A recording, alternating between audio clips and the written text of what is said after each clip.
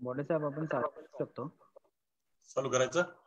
हो करू शकतो. ऍक्च्युली काय झालंय, मुंदडा साहेबांचं बोत्रा साहेबांचं सेशन गेलेलं आहे वाटतं. आता पहिल्यांदा शाश्वत मुंदडा असं बोलणार आहे. हॅलो, बरोबर आहे. आय थिंक त्यांचं आता कनेक्शन गेलेलं आहे मुंदडा साहेबांचं, असं आहे ते मला ठीक आहे. हो आता जस्टच ते डिस्कनेक्ट झालेले आहेत. बर, मग तेवढा वेळ मी लांबू?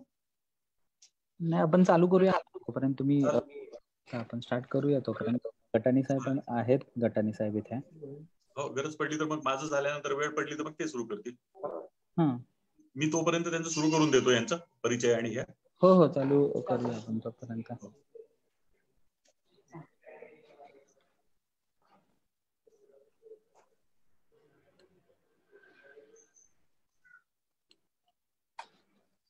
शाश्वतला वेळ असेल तर बोत्राजीचं सुरू करा. दोघांचाही प्रॉब्लेम तो आहे, एकाच ठिकाणी बसलेले आहेत. परिचय करून देतो, नंतर मग ते बोलतील ना.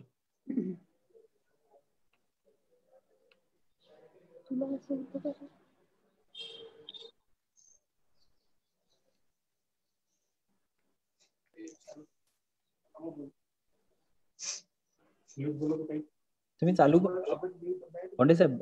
हो, सुरू करू? सुरू करू? हो, सुरू करा ना. म्हणजे तो त्यांचं कनेक्शन बघूया काय झालं. नमस्कार शेतकरी मंडळी, आपला हा 6वा वेबिनार आहे आजचा. हा वेबिनार आपण सीताफळ महासंघ आणि किसान संवादच्या माध्यमातून दर शुक्रवारी आयोजित करतो 6:30 वाजता. यामध्ये सीताफळ महासंघाची भूमिका आणि यावर आपण आज प्रकाश टाकणार आहोत. त्यासोबतच सीताफळाची लागवड आणि सीताफळामधलं हस्तपरागीकरण या विषयावर आपले 2 शेतकरी बोलणार आहेत. यावेळेला कुठल्या तरी युनिव्हर्सिटीचे प्राध्यापक किंवा असे न घेता प्रत्यक्षात काम करत असलेले शेतकरी 2 आपल्यासोबत बोलणार आहेत. यामध्ये सीताफळ महासंघाद्वारे हा वेबिनार दर शुक्रवारी आयोजित केला जातो. स्थिती अशी आहे की सीताफळाची लागवड फार मोठ्या प्रमाणावर होत आहे आणि जिकडून तिकडून अशी चिंता व्यक्त केली जाते आहे की हे जर एवढं वाढलं तर पुढे काय होईल. आम्ही सीताफळ महासंघामार्फत सुरुवातीला सीताफळ लागवड वाढावी यासाठी प्रयत्न केले. आजची स्थिती अशी आहे की मोठ्या प्रमाणावर सीताफळ लागवड झालेली आहे आणि आज जो शेतकरी साधारणतः सीताफळाकडे असं पाहतोय की याच्यातनच पैसे मिळणार आहे, म्हणून थोडासा चिंतेचा विषय वाटतो आहे. तरी पण म्हणूनच आम्ही सीताफळ महासंघाने ही भूमिका घेतलेली आहे की आता सीताफळ लागवड करा हे सांगण्याची कोणाला गरज नाहीये किंवा आमच्या सांगण्याने थांबा म्हटलं तर कोणी थांबणार नाहीये. म्हणून आम्ही मार्केटिंग, प्रोसेसिंग आणि क्वालिटी फ्रुट्सच्या दृष्टीने प्रयत्न करतोय. महासंघाची भूमिका या 3 विषयांवर आम्ही आता कॉन्सन्ट्रेट केलेली आहे. त्यामध्ये नवीन जे तंत्रज्ञान असेल त्या तंत्रज्ञानावर आपण जोर देणार आहोत.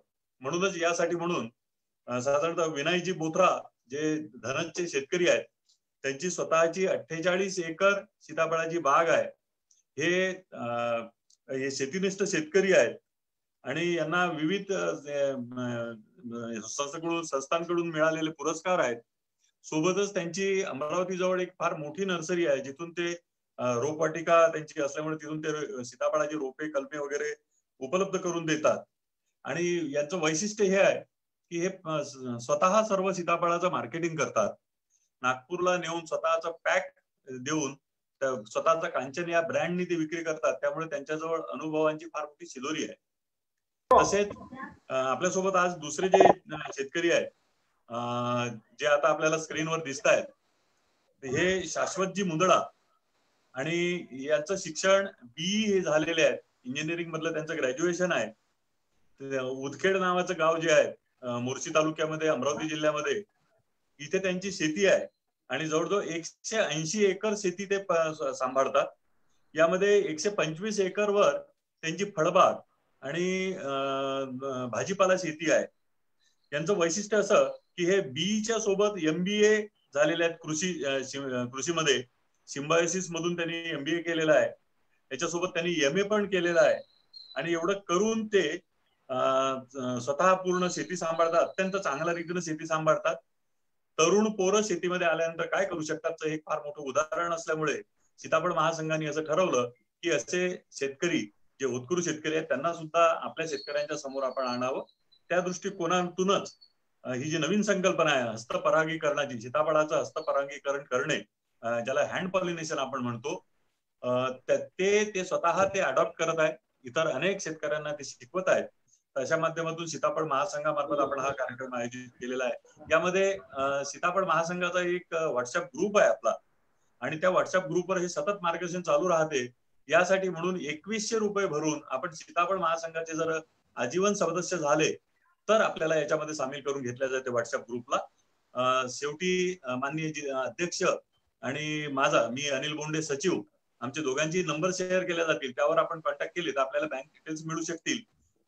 मी शाश्वतजी मुंदडांना विनंती करतो की त्यांनी त्यांचा विषय हस्तपरागीकरण, सीताफळातील हस्तपरागीकरण सुरू करावा. सभी को नमस्ते। मेरा नाम शाश्वत प्रफुल्ल मुंदड़ा, रहना उत्खेड़, जिला अमरावती, महाराष्ट्र। एक काम मैं एक किसान हूँ। डिस्टर्ब कर रहा हूँ मैं, एक काम कीजिए, इको आ रहा है, ठीक है, तो एक तरफ से आप म्यूट कीजिएगा, जो आप आई थिंक दूसरे इसमें से भी ज्वाइन हो चुके हैं, उसमें से म्यूट कीजिएगा। अभी बोलिए सर प्लीज, अभी सर बोलिए ना आप, अभी अनम्यूट कीजिए। अभी आ रहा है इको? हाँ अभी ठीक आ रहा है सर। अभी ठीक आ रहा है ना? हाँ ठीक आ रहा है, थोड़ी सी ऊंची आवाज में बात कीजिएगा, अभी ठीक आ रहा है। बिल्कुल बिल्कुल बिल्कुल सर। हाँ या यू कैन सर। सभी को नमस्ते। मेरा नाम शाश्वत प्रफुल्ल मुंदड़ा, रहना उत्खेड़, जिला अमरावती, महाराष्ट्र। मैं एक किसान हूँ और मेरे पास 12 एकड़ में सीताफल लगे हैं। हमारे आज की चर्चा का विषय है सीताफल में पॉलिनेशन, जिसे हम हिंदी में परागीकरण कहते हैं। ये विषय हम सबके लिए नया है। अभी बहुत से ट्रायल चालू है, सीखना समझना चालू है, इसीलिए कुछ चीजें अभी 100% नहीं है। अगर किसी के भी पास कुछ बेहतर पॉइंट या टेक्निक हो तो कृपया डिस्कशन में आके उसे बताइएगा, ऐसे ही हम सब आगे बढ़ पाएंगे। ये विषय बाहर से बहुत मुश्किल लगता है, पर अगर हम कुछ बेसिक चीजें समझे तो ये उतना मुश्किल भी नहीं है। पहले हम देखेंगे कि पॉलिनेशन क्या है। पॉलिनेशन एक प्रक्रिया है जिसमें मेल पोलन फीमेल ओवरी में जाके फर्टिलाइज होके सीड बनता है। आने वाले समय में ये सीड पेड़ से न्यूट्रिएंट्स फल में खींचता है, जिससे फल साइज लेते हैं। सिंपल भाषा में अगर बोला जाए तो पॉलिनेशन सीड बनाता है और सीड फल की साइज बनाता है। सवाल यह है कि पोलन ओवरी तक पहुंचता कैसे है। अधिकतर फलों में मधुमक्खी और हवा पॉलिनेशन का काम करती है। मधुमक्खी जब मध जमा करने के लिए फूल से फूल घूमती है, तब उसके बॉडी पे जो बाल है उसमें पोलन ओवरी तक पहुंचते हैं। वैसे ही जब पोलन मैच्योर होके फूल से निकलते हैं तब हवा उन्हें ओवरी तक पहुंचती है। इससे हमारा अगला प्रश्न आता है, क्या सीताफल में भी मधुमक्खी और हवा पॉलिनेशन करती है? जैसा कि अब हम सब जानते हैं, ऐसा नहीं हो पाता। ऐसा क्यों नहीं हो पाता? ऐसा नहीं तो फिर कैसे? ये जानने के लिए हमें सीताफल के फूल को समझना होगा। सीताफल का फूल एक बहुत ही इंटरेस्टिंग फूल है। इसमें मेल और फीमेल पार्ट एक ही फूल में एकदम चिपक के रहते हैं, फिर भी पोलन के ओवरी में जाने के चांस बहुत बहुत कम है। एक हम पिक्चर देखेंगे।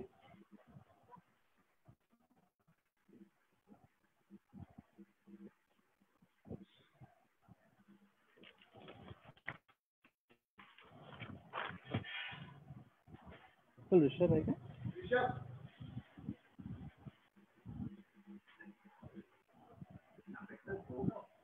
सर शेयर स्क्रीन करेंगे? हाँ एक सेकंड, ये खोल ऋषभ, ये खोल, ये खोल।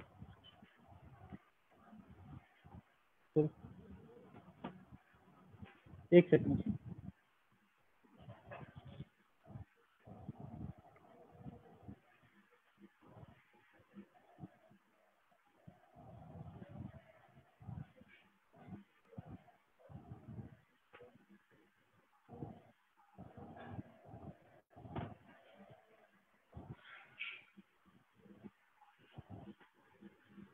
शेयर स्क्रीन कैसे हुआ है?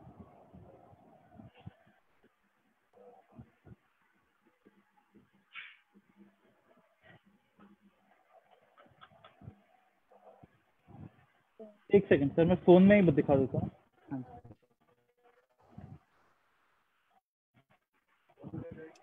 अनुराग जी, आप शेयर स्क्रीन करके दिखा सकते, वैसे नहीं दिखेगा ठीक से। नहीं दिखेगा? नहीं तो आप एक काम कीजिएगा, सेम लिंक से हाँ। आपके मोबाइल से ज्वाइन हो जाइएगा, और अगर हाँ। मोबाइल में ही दिखाना है तो वहाँ से शेयर स्क्रीन कीजिएगा मोबाइल में से। अच्छा, ये किसी को तो बता दीजिए, अभी चाहिए तो हम आप आगे नेक्स्ट कंटिन्यू कर सकते हैं। करना। कि कुछ दिक्कत आ रही है शेयर स्क्रीन करने में? हाँ, ओपन नहीं हो रहा है सर, जैसे आप शेयर स्क्रीन पे क्लिक कीजिएगा।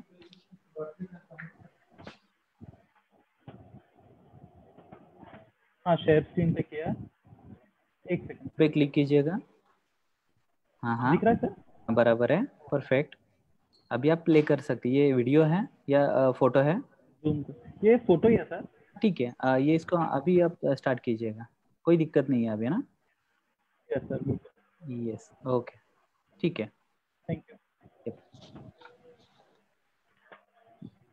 आप चालू कर सकते हैं सर। ये आप नीचे आपको में है ना, एक एरो दिख रहा है, वो एक पान नीचे नीचे आ जाइए। हाँ हाँ हाँ, उस पर क्लिक कीजिएगा, फुल स्क्रीन हो जाएगा। हो गया। फिर से कीजिएगा। हाँ ठीक है, ओके। पहले पहले ज्यादा अच्छा था इससे। हाँ अच्छा, ये सर ये बेसिकली या अब बराबर है। अच्छा बोलिए बोलिए। सर, बेसिकली ये सीताफल का फूल है। इसमें जो हम जो बाहर के साइड देख सक रहे हैं, या ये जहाँ कर्सर है वो जो देख रहे हैं, या सुनाई आ रहा है सर? दिख रहा है दिख रहा है। हाँ, ये जहाँ कर्सर घूम रहा है वो सब मेल पार्ट यानी पोलन है, पोलन ट्यूब है, जिसके दो पोलन ट्यूब के बीच में पोलन फंसे है। और जहाँ अभी कर्सर है जो बीच में पहाड़ दिख रहा है जी वो फीमेल पार्ट यानी ओवरी है जी। तो बेसिकली ये एक फूल का स्ट्रक्चर है। इसके अराउंड यहाँ पे 3 पंखुड़ियां होती है। पंखुड़ियां निकाल दे तो अंदर से फूल कुछ ऐसा दिखता है।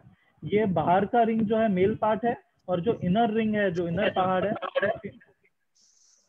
वो फीमेल पार्ट है। या गुड।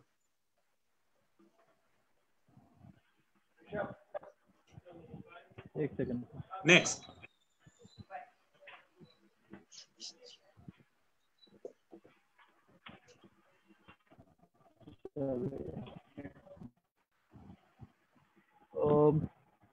सीताफल का फूल बहुत इंटरेस्टिंग फूल है। इसमें मेल और फीमेल पार्ट्स एक ही फूल में चिपक के होते हैं, और फिर भी पोलन के ओवरी में जाने का चांस बहुत कम होता है। फीमेल एक्टिव रहने का मतलब है, जैसे अभी जो हमने फीमेल और मेल पार्ट देखे, ये एक्टिव अलग अलग टाइम रहते हैं। अब एक्टिव रहना यानी क्या? जब फीमेल पार्ट एक्टिव है यानी जो बीच का स्टिग्मा है, जो बीच में अपन ने पहाड़ देखा, वो एकदम चिकट होता है, यानी वो पोलन को रिसीव कर सकती है ओवरी। और मेल एक्टिव रहने का मतलब है जो बाहर के पोलन ड्राई हो जाते हैं, जो पोलन ट्यूब है वो ड्राई हो जाते हैं, और अंदर के पोलन मैच्योर होके बाहर आ जाते हैं। तो ये दोनों का एक्टिव रहने का टाइम अलग होने के कारण इसमें पॉलिनेशन इजी नहीं है। अब हम फूल की साइकिल समझेंगे। जो फूल, अगर समझो हमको, जो फूल 11 जुलाई को खुलना शुरू होगा, यानी कल सुबह जो फूल खुलना शुरू होगा, वो 12 की सुबह प्रॉपर फीमेल स्टेज में रहेगा। जो जो पॉलिनेशन के लिए प्रॉपर स्टेज है, एक दिन में वो प्रॉपर स्टेज में आएगा। फिर जैसे ही दिन निकलेगा, टेम्परेचर बढ़ेगा और ह्यूमिडिटी कम होगी, स्टिग्मा और पोलन दोनों ड्राई होंगे। जैसे ही स्टिग्मा ड्राई होगा वो डीएक्टिवेट होगा, जैसे ही पोलन ड्राई होगा वो एक्टिवेट होगा। अगर मौसम साथ दे तो, जैसे ये अपन 12 की सुबह की बात कर रहे हैं, अगर मौसम साथ दे तो 13 की सुबह तक मेल स्टेज एक्टिव रहेगी, और तब दूसरे फूल जो 13 की सुबह फीमेल स्टेज में है, उन्हें पॉलिनेशन होने की संभावना रहेगी। जो 12 को सुबह फीमेल स्टेज में था वो 13 को सुबह मेल स्टेज में गया, और जो 12 को सुबह खुलना स्टार्ट हुआ वो 13 को सुबह फीमेल स्टेज में गया। तो बेसिकली एक फूल में मेल फीमेल है, लेकिन एक्टिव जो है वो दोनों अलग अलग फूल के मिलते हैं, वो भी अगर वेदर कंडीशन सपोर्टिव रही तो। पर मेल एक्टिव फ्लावर से फीमेल एक्टिव फ्लावर में पोलन ले जाएगा कौन? ऐसा नहीं है कि सीताफल की खेत में मधुमक्खी नहीं दिखती। अगर आप सुबह ऑब्जर्व करेंगे तो मधुमक्खियां फूलों में जाके पोलन जमा करते दिखेगी, पर वो सिर्फ मेल एक्टिव फूल जिनका मुंह बड़ा होता है उन्हीं में घुस पाती है। फीमेल एक्टिव फूल जिनका मुंह छोटा है उसमें घुस नहीं पाती, इसलिए पॉलिनेशन नहीं हो पाता है, सिर्फ मेल में जा पाती है इसलिए। तो बेसिकली हमको मधुमक्खी रहती है लेकिन मधुमक्खी का कोई यूज नहीं है। पर उल्टा हम ऐसा बोल सकते हैं कि मधुमक्खी एक डिसएडवांटेज है या नुकसानदायक बोल सकते हैं, क्योंकि वो पोलन तो जमा कर लेती है, पोलन तो निकाल लेती है, पर सही जगह पे ले जा नहीं पाती है। तो फिर पॉलिनेशन करता कौन है? सीताफल में 70% पॉलिनेशन निटिड्यूलिट बीटल करते हैं। इन बीटल की बहुत सारी प्रजातियां हैं। ये अधिकतर छोटे और काले रंग के होते हैं। ये बहुत बड़ी संख्या में रहते हैं, और अगर आप कल जाके अपने खेतों में देखें तो आपको हर फूल में 2-3 दिखाई देंगे। फिर क्या अपना पॉलिनेशन का प्रॉब्लम सॉल्व हो गया है? पूरा तो नहीं, पर काम चलाऊ हो गया है, क्योंकि जब ये बीटल्स खेत में दिखना शुरू होते हैं तब शुरुआत के बड़े फूल जो प्रीमियम क्वालिटी के फल देते हैं उनका टाइम चला गया होता है, इसलिए हमारी शुरुआत की सेटिंग बहुत कम होती है। ये बीटल्स एक ही फूल में रहना पसंद नहीं करते, एक ही फूल में रहना पसंद करते हैं, फूल से फूल बहुत कम घूमते हैं, इसलिए सीताफल में सिर्फ 5% फ्रूट नेचुरली पॉलिनेट हो पाते हैं। अब तक हमने देखा पॉलिनेशन क्या होता है, सीताफल में कैसे होता है और कौन करता है। अब हम देखेंगे कि नेचुरल पॉलिनेशन के क्या फायदे हैं और क्या कमियां हैं। फायदा ये है कि पैसे बचते हैं, हमें कुछ नहीं करना है, जो होना है अपने आप होना है।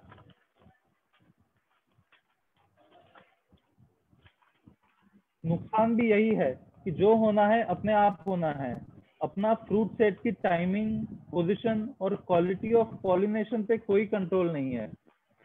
सीताफल एक ऐसा फल है जो अगर प्रीमियम क्वालिटी का सही टाइम पे सही मार्केट में पहुंच जाए तो इसके बहुत अच्छे रेट मिल सकते हैं। और ये बात हम समझ सकते हैं, नेचुरल पॉलिनेशन करने वाले कीड़े नहीं। इसीलिए हमें उनके भरोसे ना रहते हुए खुद को ये जिम्मा उठाना होगा। जो शुरुआत के अच्छे पोजीशन के फूल है उन्हें अच्छे से हैंड पॉलिनेट करें, ताकि हम अर्ली अच्छे शेप और साइज के प्रीमियम क्वालिटी फ्रूट्स ले सके। हम ये करेंगे कैसे? हैंड पॉलिनेशन में हम पोलन जमा करके जब फीमेल ओवरी एक्टिव हो तब उस पे लगाते हैं। कोशिश ये है कि ज्यादा से ज्यादा ओवरी पोलन तक पोलन पहुंचे, ताकि ज्यादा से ज्यादा सीड बने। हैंड पॉलिनेशन प्रक्रिया के 3 मेन स्टेप्स है। पहला है फूल तोड़ना। हमें अगर 12 जुलाई की सुबह हैंड पॉलिनेशन करना है तो हमें 11 की शाम को 5 से 7 बजे के बीच में वह फूल तोड़ने हैं जो 11 की सुबह फीमेल स्टेज में थे। बेसिकली 11 को सुबह जो फीमेल स्टेज में थे वो धीरे धीरे लाइट मेल स्टेज में आएंगे, और शाम को वो पार्शियल मेल स्टेज वाले फूल अपन तोड़ के घर ले जाएंगे और उसको पेपर पे रख के सुखा के नेक्स्ट डे सुबह उसके पोलन हार्वेस्ट करेंगे, और जो नेक्स्ट डे एक्टिव फीमेल फूल है उसमें पॉलिनेट करेंगे। दूसरा, पोलन जमा करना। ये एक बहुत ही सेंसिटिव और क्रिटिकल स्टेप है। फूल पेड़ से तोड़ते ही बहुत हीट रिलीज करते हैं, उनको वेंटिलेशन मिलना बहुत जरूरी है, नहीं तो काले पड़ने लगते हैं। फूल तोड़ के वैसे ही रूम टेम्परेचर पे न्यूज़पेपर पे फैला के रख दे, रात भर में पोलन लूज हो जाएंगे। अगले दिन सुबह जल्दी उसे चालनी से छान लेंगे तो आपको पोलन मिल जाएंगे। इसमें जो ट्रेडिशनल प्रैक्टिस है वो ऐसी है कि अपन पेटल निकालते हैं और फिर उन्हें सुखाते हैं, पर हम लोग ने विद पेटल्स भी जब ट्राई किया तो उसमें कोई फर्क नहीं, क्वालिटी ऑफ पोलन बहुत अच्छा रहता है, सिर्फ उसे स्पेस ज्यादा लगती है। तीसरा और आखिरी स्टेप है पोलन ओवरी तक पहुंचाना। इसमें कई सारे मेथड्स है, जिसमें सबसे कॉमन है पेंट ब्रश मेथड। इसमें जमा हुए पोलन को पेन ब्रश में लेके ओवरी तक लगाते हैं। पर्सनली जो मेथड हमें सबसे असरदार और अच्छी लगी वो है सिरिंज मेथड।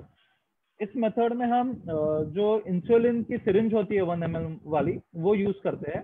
इंसुलिन की सिरिंज लेके उसका जो टॉप है वो काट दिया जाता है, जो ऊपर का जो नीडल पोर्शन है वो निकाल दिया जाता है और उसको जितना एक सिलेंडर के टाइप में बना लिया जाता है और जिसको नीचे से हम पुश कर सके। तो उसमें पोलन भर के हम लोग जो ओवरी है, जो फ्लावर के बीच में जो चिकटपना है, जो फीमेल पार्ट है, फ्लावर की हल्की पंखुड़ियां खोलते हैं और उसे वो सिरिंज में टच करके ले आते हैं। इसमें एक वीडियो है, वो अभी ठीक से नहीं चल पा रहा है तो मैं ग्रुप पे शेयर कर लूंगा। तो उससे बहुत आसानी से हो जाता है और बहुत ज्यादा क्वांटिटी में पोलन लगता है। तो उसके रिजल्ट हमें काफी अच्छे मिले हैं। अभी हर पेड़ पे करीबन 15-20 ऑलरेडी फ्रूट सेट दिख रहे हैं। प्रॉब्लम ये है कि इसमें पोलन बहुत ज्यादा लगते हैं, इसलिए फूल भी बहुत सारे तोड़ने पड़ते हैं। इसमें जो एक मेथड है, जैसे बहुत रेप्यूटेड कंपनी VNR जो सजेस्ट करती है कि आप 10% पॉलिनेटर पेड़ लगाओ। तो अभी जैसे अपना बालानगर वैरायटी है, वो अपने आप में ही बहुत अच्छा पॉलिनेटर, उसके बहुत ज्यादा फूल आते हैं। तो हम ऐसा कर सकते हैं कि अगर समझो हमारा 1000 पेड़ का खेत है, तो उसमें हम 900 पेड़ में तो जैसा कर रहे हैं वैसा करें, टाइम पे प्रूनिंग कर दे, सब टाइम पे करें। और बचे हुए जो 100 पेड़ है उसे हम उसमें से 50 पेड़ एकदम अनप्रून छोड़ दे, जो जैसे पेड़ है वैसे ही छोड़ दे। उससे होगा ये कि उनमें फ्लावरिंग बहुत जल्दी आएगी। तो जब बाकी खेत में हमारे पास समझो पेड़ पे 5 फूल 10 फूल है, तब उस पे एक पेड़ पे हमारे पास 200-200 फूल रहते हैं। तो वो फूल हार्वेस्ट करके हम जो स्टार्टिंग के जो अपने 900 पेड़ है उसमें जो स्टार्टिंग के फूल है उसे कन्वर्ट कर पाते हैं। और जो 50 पेड़ ऐसा आप छोड़ दीजिए अनप्रून, और 50 जो पेड़ है उसके सिर्फ पत्ते निकाल के उसे वैसे ही रख दीजिए। तो उससे क्या होगा कि जैसे कुछ टाइम बाद जो अपन ने अनप्रून 50 पेड़ छोड़े हैं उनकी फ्लावरिंग कम होती जाएगी, जैसे उसकी कम होगी इसकी फ्लावरिंग स्टार्ट होती है। हम लोग ने ये बार एक एक लाइन रख के ट्रायल किया था, तो ऐसा बहुत परफेक्ट होता है। जैसे जो अंकुरण खत्म हुआ फ्लावरिंग ये स्टार्ट होता है और आपका पूरा प्लॉट का पॉलिनेशन साइमल्टेनियसली चलता रहता है। अब पॉलिनेशन का अर्थशास्त्र क्या है? अब समझिए एक लेबर दिन में 500 फूल आराम से करता है ये सिरिंज मेथड से, क्योंकि वो बहुत फास्ट होता है और सुबह 2-3 घंटे में। इसके अगर हम उन्हें 100 रुपए देते हैं, जो कि अभी वेजेस चालू है, 150 चालू है, पर अपन समझ लो शाम के 1 घंटा और सुबह 3 घंटा काम करा रहे हैं, तो उसके 100 रुपीज पकड़िए। इसके अगर 100 रुपए देते हैं तो हमें 20 पैसे पर फूल खर्चा आता है पॉलिनेशन के लिए। इसमें तोड़ना आ गया और पॉलिनेशन आ गया। एक पेड़ में अगर हमें 40 फल लेना है तो लगभग हमें 100 फूलों को पॉलिनेट करना है।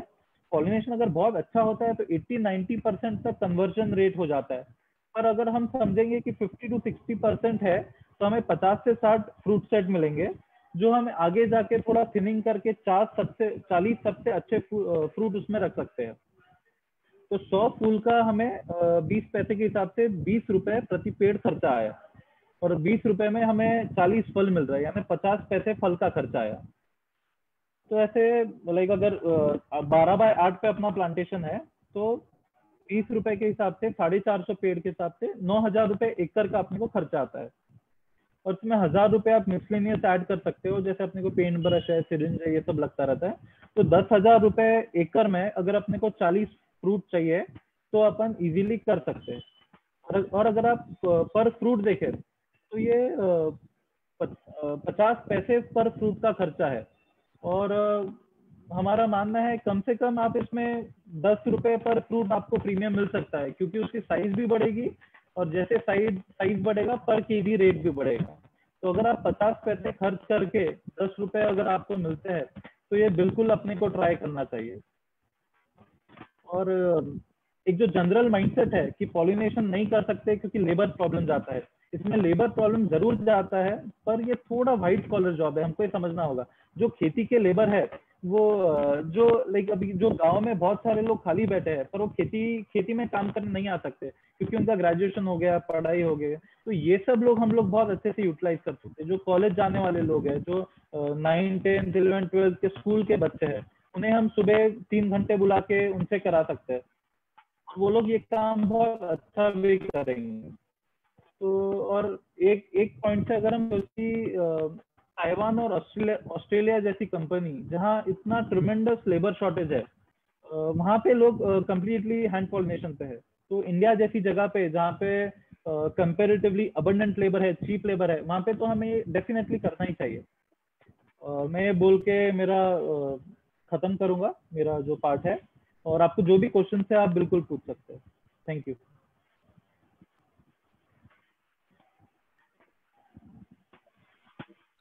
बोंडे सर। धन्यवाद शाश्वत जी, अत्यंत शास्त्रीय दृष्ट्या आपण माहिती दिली। आणि सर्वात शेवटचा मुद्दा जो आपण सांगितला की ऑस्ट्रेलिया सारख्या देशामध्ये जिथे लेबरचा एवढा मोठा प्रश्न असताना ते जर हे करतायत तर आपल्याला न करण्याची अडचण नाही, कारण आपल्याकडे लेबर अवेलेबल आहे आणि तेवढा खर्च सुद्धा येत नाही। म्हणून हे सर्वांनी ती डोक्यातून तो विषय काढावा। बऱ्याच जणांनी प्रश्न विचारलेले आहेत की शाश्वतजींचा फोन नंबर मिळेल काय, रेकॉर्डिंग मिळेल काय, तर त्याचं उत्तर हो आहे, मिळेल हे सर्व। शाश्वतजी काही प्रश्नांना उत्तर सुद्धा देतील, पण त्याआधी आपण विनय भैयांचं सीताफळ लागवडीवरचं त्याचं प्रेझेंटेशन घेऊ आणि त्यानंतर पण दोघांसाठी प्रश्नांचं आपण हे ठेवूया। मी विनंती करतो विनय भैयांना त्यांनी त्यांचं स्पीच सुरू करावं।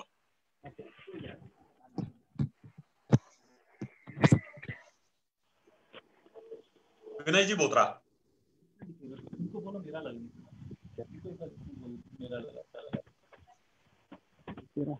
आपका ये एक्टिव किया होगा ना, ये दिखेगा नहीं? ठीक है, बोलो मेरा एक्टिव। हाँ जी, मेरा पार्ट एक्टिव कर दीजिए। नमस्कार।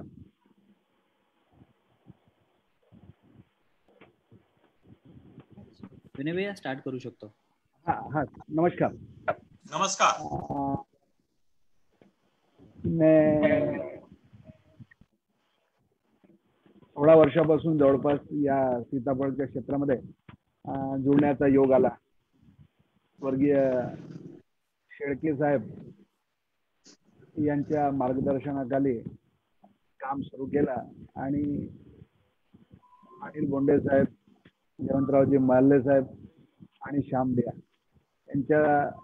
यांची बोटं धरून आम्ही जीवनाला सुरुवात केली सीताफळाच्या। आज जवळपास 45 एकर मागच्या वर्षी आणि या वर्षी 3 एकर असं 48 एकर सीताफळ आपल्याकडे लावलेलं आहे। सीताफळ लागवड हा फार मोठा विषय नाही, आता प्रत्येक व्यक्तीला याच्याबद्दल माहिती आहे, पण आज तो विषय आपण घेतलेला आहे तर ज्या लहान सहान त्याच्यामधल्या गोष्टी आहेत त्यावर आपण चर्चा करूया।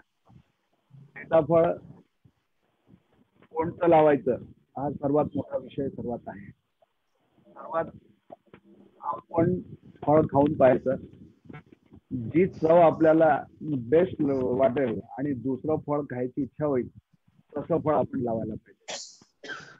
जे सर्वसामान्य लोकांमध्ये ज्या ज्या चवीची अपेक्षा आहे आणि जे सर्वात जास्त पसंत केले जातात त्या फळाकडे आपण वळलं पाहिजे।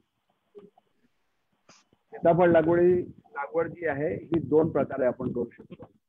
एक तर बियापासून ही रोपं तयार झालेली आहेत, जवळपास पेशवेकालीन सीताफळ सासवडला अजूनही उभा आहे, तर त्या बियापासून सुद्धा आपण लागवड करू शकतो। आणि कलम आता या 10-15 वर्षामध्ये जी कलमनी लागवड होते ती सुद्धा आपण करू शकतो। बियापासून जी लागवड आहे याच्यामध्ये फ्रूट साईज मध्ये जे व्हेरिएशन आहे हे जवळपास 20% पर्यंत असतात आणि कलम मध्ये जे आपण कलमची जी लागवड करतो त्याच्यामध्ये व्हेरिएशन 4 ते 5% फ्रूट साईज मध्ये असतं। आम्ही जे अनुभव टेक्निकली काही वेगळे विषय असू शकतात, पण या 20 वर्षाच्या कालावधीमध्ये सीताफळाला जे आपण जवळून पाहिला तसाच डॉक्टर गोविंद लावटींचा इथे प्लॉट आहे, तो प्लॉट आहे कलमनी लावलेला। आज जवळपास 45 बागांचे सौदे माझ्या टेबलवर होतात। सर्वात पहिले सौदा जो असतो तो डॉक्टर गोविंद लावटीचा मागला जातो, कारण की त्याच्यामध्ये फ्रूट साईज चांगली असते आणि त्याला डिमांड सुद्धा चांगली असते। तर आपण आपल्याला हे ठरवायचं आहे की आपण बियापासून लावायचं की कलमपासून। त्याला येण्यामध्ये वेळेमध्ये काही प्रॉब्लेम नाही आहे, दोन्ही 3ऱ्या वर्षी सुरू होतात आणि किती वर्ष चालेल हे आज आपल्याला बियाचं तर माहित आहे 100 वर्ष 125 वर्ष याचा हा बगीचा चालू शकतो. पण मागील 10-15 वर्षापासून कलम आहे, तर कलमचं आयुष्य निश्चित आज आपल्याला सांगता येणार नाही. पण मला असं वाटतं की फार आपल्याला त्याची अडचण जाणार नाही. आवाज येतोय सर्वांना? जळे साहेबांचा मेसेज आहे की आवाज बरोबर नाही म्हणून. आवाज येतोय? थोडस मोठ्याने येऊ दे आणि त्याचा आवाज वाढवता का बघा जरा थोडासा. आवाज बघतोय इको येतोय, असा घुमतोय आवाज तो. बंद कर. क्लिअर साऊंड येत नाहीये. एक तुमच्या इथलं बाजूला चालू असेल तर तो प्लीज बंद करा. हो.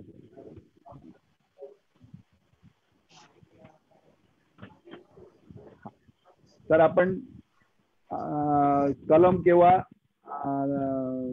बियापासून हे आपल्याला ठरवायचं आहे. दोन्हीमध्ये काही प्रॉब्लेम नाही, दोन्ही आपण करू शकतो. आता जडेसाहेब आवाज येतोय बरोबर?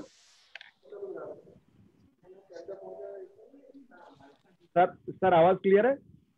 बोला सर तुम्ही. बोलू. हा. आता लागवडीचं स्पेसिंग काय असा? गव्हर्नमेंटचं रिकमेंड केलेलं स्पेसिंग आहे 5 बाय 5 मीटर.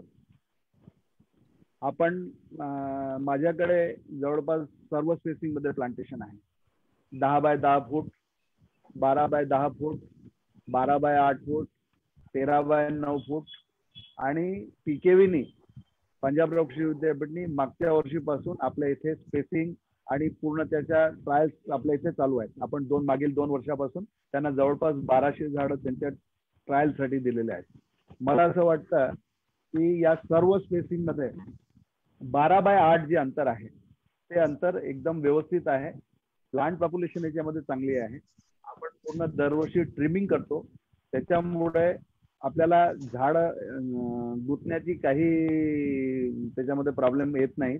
आणि 12 बाय 8चा जो माझा एक 6 वर्षाचा बगीचा आहे त्याच्यामध्ये काही अडचणी नाही आहे. 10 बाय 10चे जे जवळपास 12-13 वर्षाची जी बाग आहे ती सुद्धा आम्ही चांगल्या पद्धतीने त्याचा क्रॉप घेतो आहे. तर अंतर 12 बाय 10 किंवा 12 बाय 8 हे असायला पाहिजे असं माझं मत आहे. लागवडीमध्ये 2 प्रकारचे शेतकरी आपल्याकडे आहेत. एक पूर्ण प्लॅनिंग करून पीक लावणारे आणि काही लोक जे आहेत ते वेळेवर करणारे आहेत. तर जे लोक प्लॅनिंग करून उन्हाळ्यामध्ये गड्डे करतात त्यांनी 1.5 बाय 1.5 गड्डा करून आणि त्याच्यामध्ये खत, त्याच्यामध्ये निंबोळीचं खत वगैरे सर्व टाकून जर आपण ती प्रिपरेशन करू शकलो तर ती फार छान. आणि जर वेळेवर जर पावसामध्ये आपण जर गड्डे करत असाल तर त्याला एवढा मोठा गड्डा करायची मग गरज राहत नाही. तर आपण 1 बाय 1चा गड्डा करून त्याची आपण लागवड करू शकतो. अंतर जे आहे उत्तर दक्षिण अंतर मोठं असावं, 12 फूट असावं आणि पूर्व पश्चिम अंतर 8 फूट असावं. कारण की दिवसभर जेव्हा सूर्य प्रवास करतो पूर्वेकडून पश्चिमेकडे, तर पूर्वेकडून पश्चिमेकडे जेव्हा तो प्रवास करतो तर त्याची सावली जी पडते त्यासाठी उत्तर दक्षिण जर आपण मोठं ठेवलं तर आपल्याला क्रॉप चांगलं मिळण्याची आपल्याला त्याच्यामध्ये गुंजाइश आहे. ही जी आहे ही पद्धत, आता प्लांटेशनची जी पद्धत आहे या व्यतिरिक्त 2 पद्धतीने आपण शेती करू शकतो. एक तर आपल्याला काही करायचं नाही आहे आणि वर्षातली 65 दिवस जशी आपले श्यामभैया सांगतात की 65 दिवस जर आपण शेती सीताफळाला दिली तर सीताफळाचा क्रॉप चांगला यायचा. आणि दुसरी पद्धत जशी आता शाश्वत गुणाने एकदम छान माहिती दिली की पॉलिनेशन. पण लागवडीमध्ये एक तिसरी पद्धत आपण जेव्हा VNRच्या इथे व्हिजिट करायला गेलो तेव्हा एक जी ट्रेलिजिंग पद्धती आहे त्या पद्धतीने जर आपण लागवड केली तर ते आपल्याला सुरुवातीला त्याची कॉस्ट जास्त आहे पण भविष्यामध्ये कटिंगची, हार्वेस्टिंगची, फ्रूट घेण्याची फार एक चांगली ती पद्धत ट्रेलिजिंग पद्धत जी आहे ती एक बेस्ट आहे. तर त्या पद्धतीकडे सुद्धा आपण वळू शकतो. लागवड साठी 2-3 बारीक मुद्दे. झाड लावताना सीताफळाची जी बॅग आहे ती बॅग दाबून घ्यायची. बॅग दाबायचा अर्थ ही आहे की त्याची माती हलली नाही पाहिजे. आणि जे ब्लेड आपण बॅग कापायसाठी घेतो ती ब्लेड नवीन असायला पाहिजे. जर त्याला जोर लागला तर त्या ब्लेडमुळेच माती फैलते आणि ते झाड मरतं. तर एक नवीन ब्लेड धागा बांधून त्याच्या बटनाच्या काचाला जर बांधून दिला तर आपल्याला तो ब्लेड हरवणार नाही. आणि नवीन ब्लेड प्रॉपर वापरल्यामुळे मॉर्टिलिटीमध्ये जवळपास फक्त एक ब्लेड वापरण्यामध्ये 5 ते 60% मॉर्टिलिटीचा आपण त्याला वाचवू शकतो. काय होतं की आपण जेव्हा ब्लेड जोराने दाबतो किंवा ती थैली फाडतो त्यावेळेस माती त्याची हल्ली तर ते माती हल्ल्यानंतर ते मॉर्टिलिटीला ते झाड जातं. आपण ही जर प्रिकॉशन त्याच्यामध्ये जर घेतली तर आपल्याला आपलं रेट ऑफ सर्वायवल आपण वाढवू शकतो आणि झाडाला इजा होत नाही. प्लांटेशन मध्ये सोप्या या 3-4 टिप्स होत्या. प्लांटेशन हा विषय फार मोठा नाही आणि प्रत्येक व्यक्तीने आपल्या जीवनामध्ये काम केलेलं आहे, झाडं लावलेली आहे. ही झाडं आपण लावतच असतो. पण सर्वात गरजेची आता गोष्ट अशी आहे की आपण प्लांटेशन तर झाला आणि इतक्या मोठ्या प्रमाणावर प्लांटेशन होत आहे. आज आपण ग्रुपमध्ये बोंडे साहेबांनी विषय ठेवला होता की प्लांटेशन पेक्षाही आता याचं जे मार्केटिंग मागच्या 5 वर्षामध्ये ज्या व्हॉल्यूम मध्ये सीताफळ लागलंय तर याची विल्हेवाट, याची मार्केटिंग, याचं प्रोसेसिंग हे कसं करायचं याबद्दल आपल्याला आता विचार करणे फार गरजेचं आहे. 10 वर्षा पहिले जेव्हा आम्ही मार्केटिंग सुरू केला त्यावेळेस सीताफळ डब्यामध्ये पाठवली. ब्रँडिंग करणं फार गरजेचं आहे. प्रत्येक आपल्या फळाचं ब्रँडिंग जर आपण करू शकलो तरच आपलं सर्वायवल येईल, हे फार निश्चित आहे. बघा, आम्ही डबे पाठवले तर त्या व्यापाऱ्यांनी हे डबे खाली करून त्याचे गंज लावले. मी त्याला म्हटलं की बाबा आपल्याला गंजामध्ये विकायचंच नाहीये, माझे डबे नाही विकले तर मी परत घेऊन जाईल. आज परिस्थिती अशी आहे की डबा विकतोय 200 रुपयाला, 150 रुपयाला आणि एक क्रेट सुद्धा 150-200 रुपयाला विकते. तर आता जंगलाची जी फळं येत आहे ते सुद्धा डबे तयार करून विकताय. भारतामधल्या जवळपास आता आपल्याला चिंतेचा विषय असला तरी चिंता त्याची नाही आहे. जवळपास भारतामध्ये 8 ते 10 स्टेट असे आहेत ज्यांनी सीताफळाला अजून टेस्टच केलेलं नाही. 130 कोटी लोकसंख्येचा आपलं देश आहे आणि आता फ्रूट खाण्याची जी सवय आहे ती फार सर्वांना फार आवडीचं असतं फ्रूट. आणि सीताफळ जे आहे ते सीताफळ 99.9% लोकांना सीताफळ आवडतं. 99.9 याच्यासाठी म्हणतो की माझी पत्नी खात नाही म्हणून, नाही तर मी 100% म्हटलं असतं. तर सर्वांच्या आवडीचं आपलं फ्रूट आहे. याला मार्केटिंग साठी आपण ब्रँडिंग करावं, याचं ब्रँडिंग करावं, मार्केट पाहावी. आपण बाय एअर दुबईला सुद्धा सीताफळ पाठवले, नागपूरला आपण पाठवतोय, मुंबई मला रास नाही आले पण कॅलकटाला सुद्धा यावेळेस एक ट्रिप आपण पाठवली. तर या जे मोठे मोठे मार्केट आहे याला जर ग्रेडिंग करून चांगल्या पद्धतीने आपण जर यावर्षी आम्ही इथिलीनचे पॅकेट सुद्धा वापरले, ते सुद्धा आपल्याला भुवनेश्वर पर्यंत आपण पाठवलंय. तर आपली सीताफळं क्रेटमध्ये सुद्धा भुवनेश्वर पर्यंत पोहोचली. तर निरनिराळे मार्केट आपल्याला पाहणे गरजेचं आहे आणि फार चिंता करण्याची गरज नाही आहे. कारण की प्रोसेसिंग मध्ये प्रत्येक शेतकरी एक 3-4 लाख रुपये लावून याचं प्रोसेसिंग करू शकतो. आणि सीताफळ महासंघाचे जे अथक प्रयत्न आहेत, सीताफळ महासंघाच्या डायरेक्टर्सनी जे आपलं पूर्ण जीवन याच्यासाठी वाहिलेलं आहे. बघा किती जे फ्रुट्स आहेत, सर्वांची किती प्रॉब्लेम्स आहे, पण या एकदम जंगलातल्या सीताफळाला आज एवढं सीताफळ महासंघाने छान रूप दिलंय आणि प्रोसेसिंग पर्यंत या सीताफळाला आणलंय आणि इझी प्रोसेसिंग केलंय. प्रोसेसिंग मध्येही परत फ्रीज ड्राईंग पर्यंत आणि त्याच्याही पुढे जाऊन आपण जातोय. म्हणून फार चिंता करण्याची याच्यामध्ये मला असं वाटत नाही की फार गरज आहे. तर आपण जर प्रॉपर तरी पद्धतीने त्याला जर केला तर आपल्याला सीताफळ आज सर्व फ्रूट मध्ये सर्वात बेस्ट क्रॉप जर असेल तर सीताफळ आहे. माझ्या इथे बोर्ड लावलेले आहेत की एक झाड बगर झाड फ्रूटचं दाखवा आणि ₹1,00,000 घेऊन जा. इतका ॲश्युअर्ड क्रॉप सीताफळाशिवाय अजून कोणतंच नाही. आणि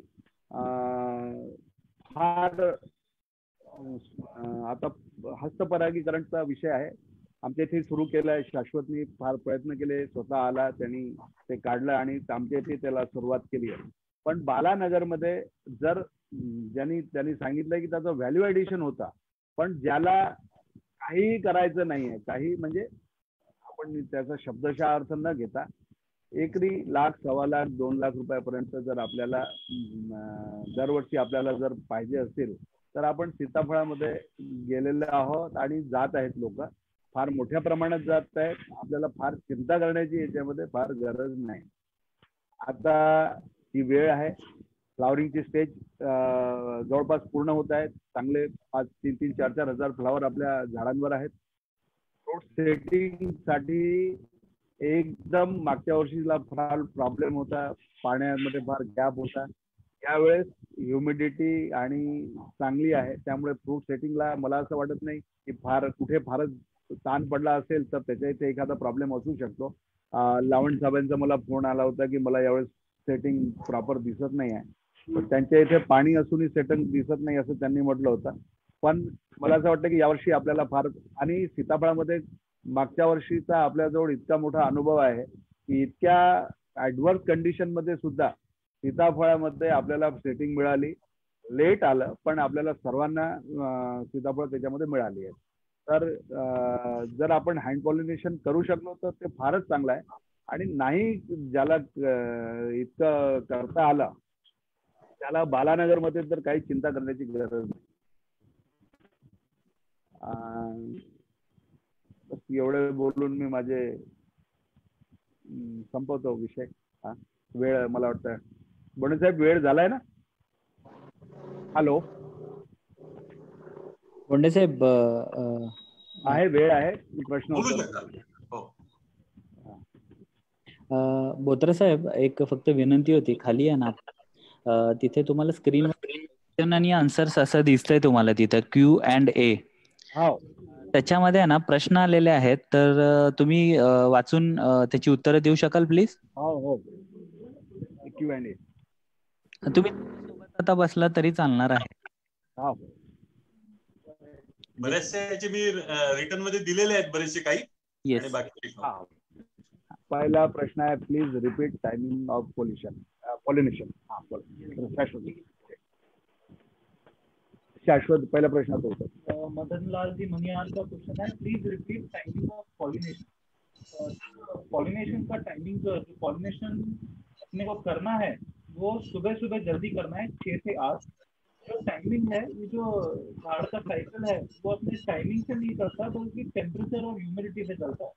बट एक जनरल सेंस में सुबह 6 से 8 के बीच में वो कंडीशन होती है जिसमें अपन पॉलिनेशन कर पाए, फीमेल पार्ट एक्टिव रहे. तो लाइक अगर आप टेम्परेचर ह्यूमिडिटी के टर्म्स में बोले तो लगभग 25 से 28 के नीचे टेम्परेचर रहे और 70% के ऊपर ह्यूमिडिटी रहे तब तक क्या आप कर सकते हो. ज्यादा धूप आने पे टेम्परेचर बढ़ जाता है या ह्यूमिडिटी घट जाती है, तब आपको रोक देना है, तब करने का फायदा नहीं. Flower maturity after harvest how many days. Flower maturity after harvest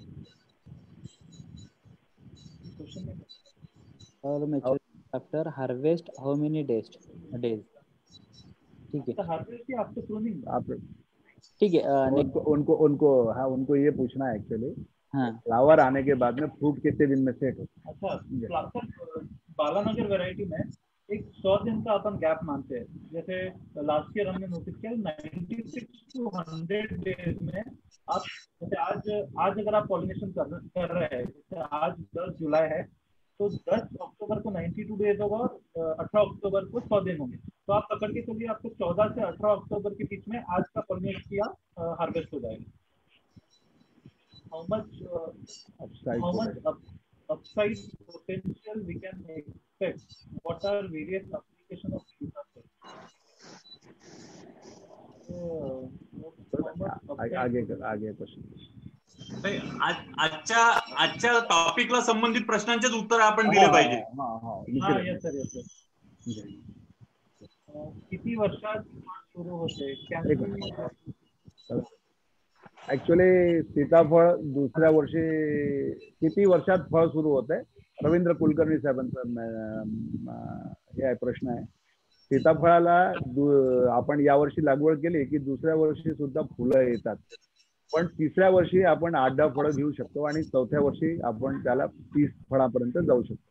5व्या वर्षी 50 ते 80 फळांमध्ये आपण जाऊ शकतो.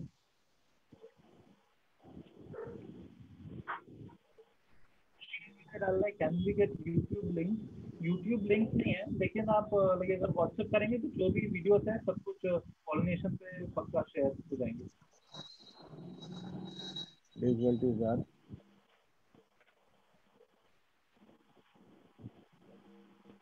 डिफिकल्टीज एंड चैलेंजेस ऑफ सीताफल फार्मिंग. डिफिकल्टी से मुक्त होने के लिए सीताफल की फार्मिंग करते हैं. क्या नाम है उसका? नहीं है. हाँ, डिफिकल्टीज एंड चैलेंजेस ऑफ सीताफल फार्मिंग का सवाल है. तो डिफिकल्टी को सॉल्व करने के लिए एक्चुअली सीताफल का प्लांटिंग किया जाता है, और चैलेंजेस तो जो है वो अभी मार्केटिंग का आगे आने वाला है. हम लोगों को वो क्वालिटी को अपने इसके लिए और उसके बाद में उसके प्रोसेसिंग की तरफ उसको जाना पड़ेगा. ये चैलेंजेस सामने रहेंगे.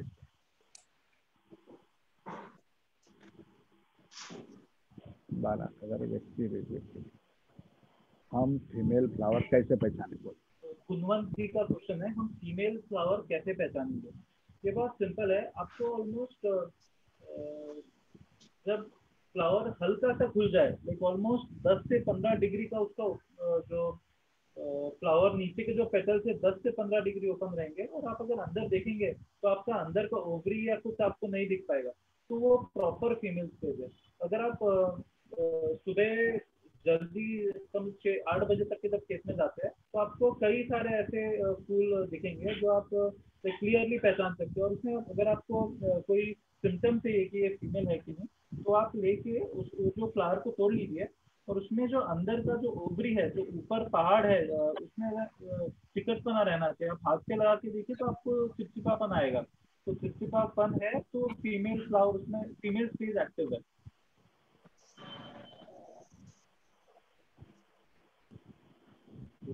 नहीं. उसके बारे में बोलना.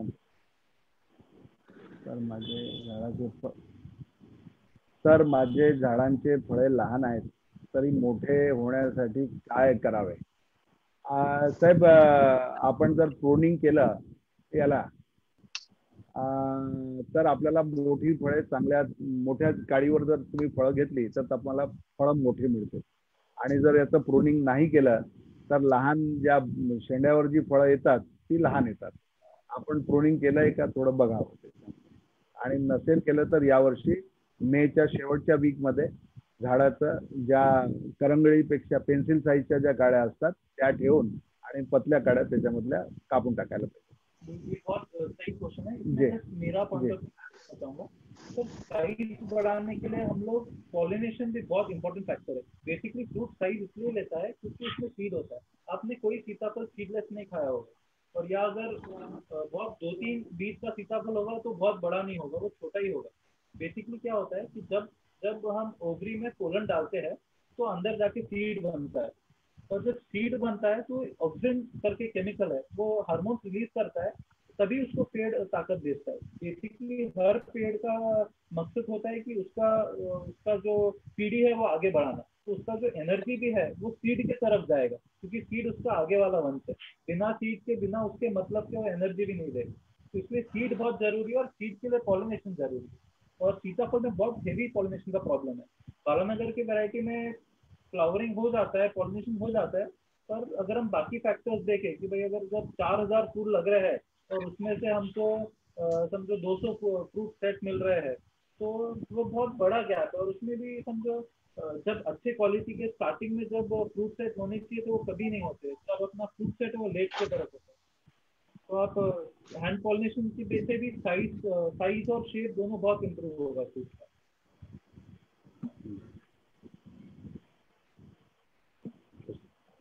प्रोसेसिंग केल्यानंतर खरेदीदार अंदाजे काय भाव देतात? प्रोसेसिंग केल्यानंतर 120 रुपयापासून तर 250 रुपयापर्यंत वेगवेगळ्या याच्यामध्ये याला भाव मिळतो.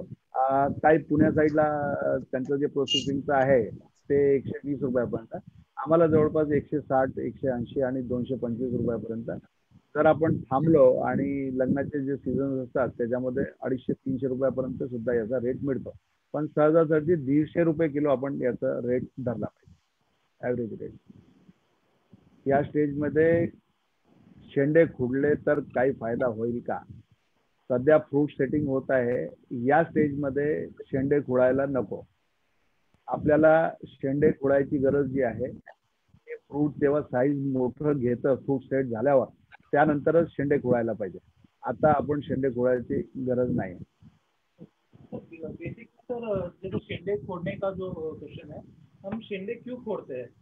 बेसिकली क्या होता है, कुछ एलिमेंट्स है जो लीफ पेड़ से मांगता है और वो कम्पीट करता है फ्रूट के साथ. जैसे कुछ न्यूट्रिएंट्स है जो लीफ में ज्यादा लगते हैं, तो अगर हम लोग एक्सेस अमाउंट ऑफ लीफ अगर पेड़ पर रखेंगे तो वो ज्यादा न्यूट्रिएंट्स करेंगे. तो जो हम लीफ टू फ्रूट रेशियो बोलते हैं, पहले हमको वो समझना होगा. जैसे जाम की खेती में है कि जहाँ जो डाली पे जाम लग गया है उसके बाद आप 6 पेयर ऑफ लीव्स रखिए, 12 पत्ते रखिए और फिर शेंडा तोड़ दीजिए. तो वैसे ही सीताफल में कौन सा ऑप्टिमम रेंज है, कितने पत्ते रहने चाहिए, उतने आपको रखने पड़ेंगे और उसके बाद आप शेंडे तोड़ सकते हैं.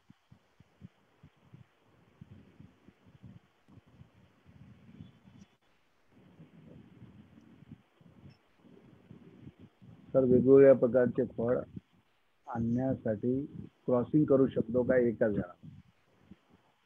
गोपाल सर का क्वेश्चन है, सर वेगळे वेगळे प्रकारचे फळ आणण्यासाठी क्रॉसिंग करू शकतो का एकाच झाडावर? सर बिल्कुल कर सकते हैं. लाइक आप एयर लेयरिंग करें, एयर ग्राफ्टिंग कीजिए, तो आप एक ही नीचे का बेस रखिए, आप उस पे 4 टाइप के भी सीताफल ले सकते हैं. पर वो शौकिया तौर पर उसमें कुछ कमर्शियल एंगल, आपको अगर घर पे कुछ ट्रायल करना है तो आप बिल्कुल कर सकते हैं.